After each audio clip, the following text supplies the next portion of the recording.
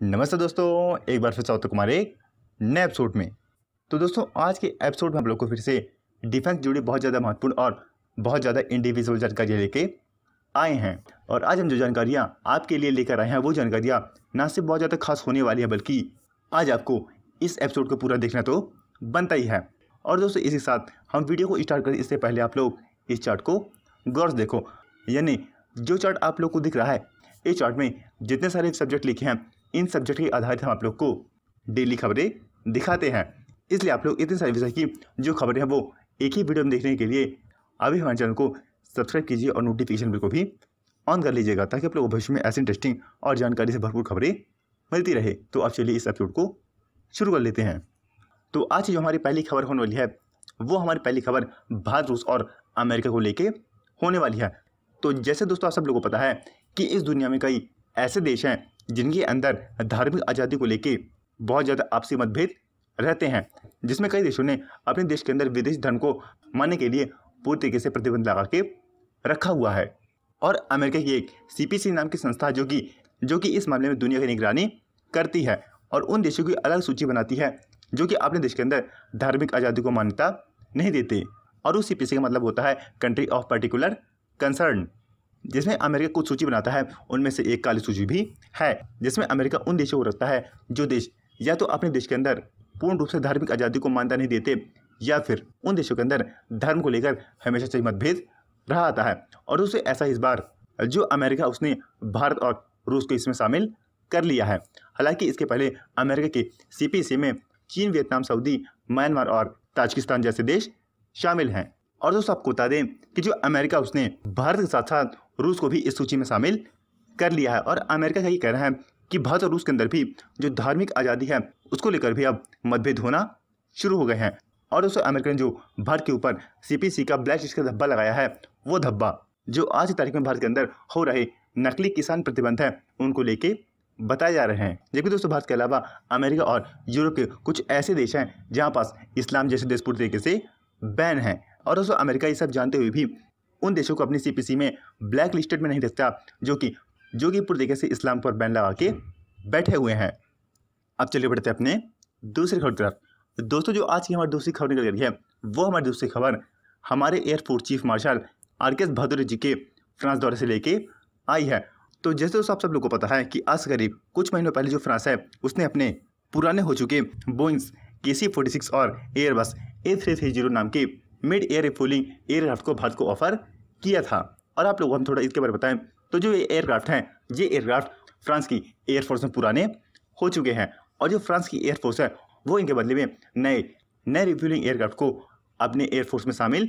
करना चाहती है। और फ्रांस ये चाहता था कि जो ये एयरक्राफ्ट हैं इन्हें वो भारत को सस्ते में बेच दे और उनसे जो पैसा हासिल हो और उनमें कुछ अपने खुद के एडिशनल पैसे लगा के जो फ्रांस है वो अपनी एयरफोर्स को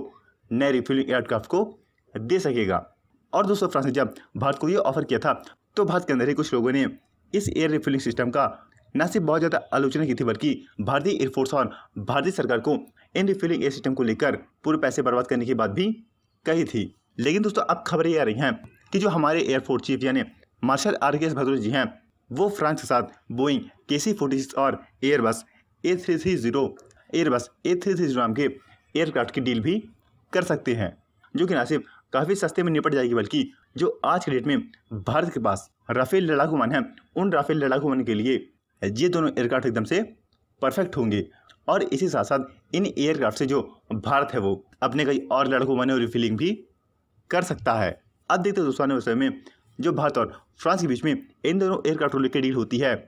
वो डील सस्ते में निपट जाती है या फिर इस डील को लेकर भी बहुत ज़्यादा विवाद बनाया जाएगा। तो दोस्तों जो आज की हमारी तीसरी खबर होने वाली है,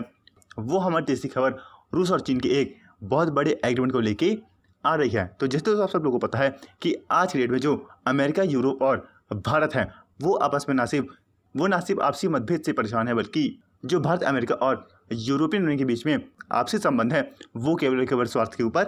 टिके हुए हैं। लेकिन दोस्तों जो रूस और चीन के आपसी संबंध हैं, उन संबंधों के बीच से एक ऐसी जानकारी कल निकल गई है, जिस जानकारी में बताया जा रहा है कि जो इंटरनेशनल साइंटिफिक लूनार सिस्टम है, उस लूनार सिस्टम को लेके चीन और रूस में एक बहुत बड़ा एग्रीमेंट हो गया है, जिसके तहत जो रूस और चीन हैं वो अंतरिक्ष में न सिर्फ बहुत बड़ा लूनार सिस्टम बनाएंगे बल्कि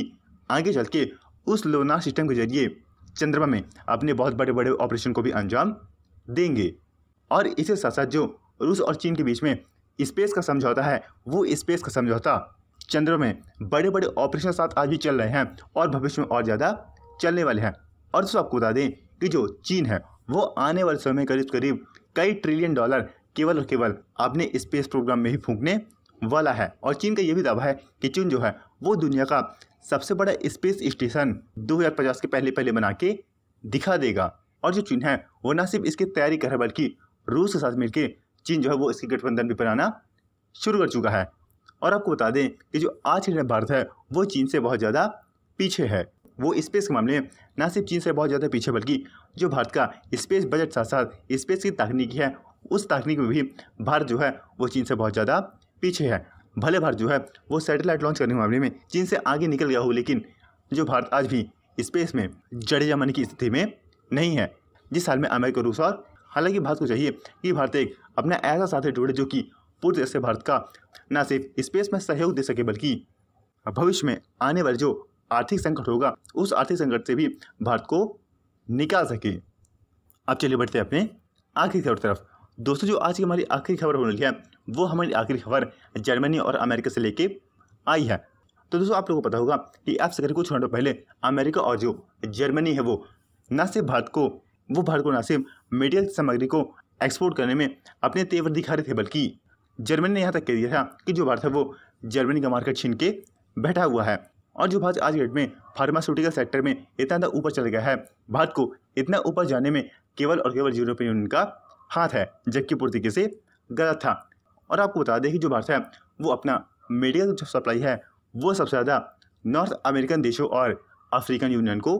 करता है। और आप लोगों को पता होगा जो नॉर्थ अमेरिकन देश है वहाँ दवाइयाँ कितनी महंगी मिलती है और वहाँ की जो मेडिकल पद्धति होती है वो भी एशिया और यूरोप के मुकाबले बहुत ज़्यादा महंगी होती है। और उसके बाद जब अमेरिकी राष्ट्रपति यानी जो बाइडेन है उन्होंने भारत की वैक्सीन बनाने की जो कच्चा माल था उसकी सप्लाई रोकी थी, तब जो अमेरिका के अंदर रहने वाले भारतीय लोग हैं उन्होंने न सिर्फ जो बाइडेन की आलोचना करनी शुरू कर दी बल्कि जो अमेरिकी सीनेट में बैठे भारतीय मूल के लोग हैं उन्होंने साफ सामने आके जो बाइडेन को चेतावनी भी दे डाली थी।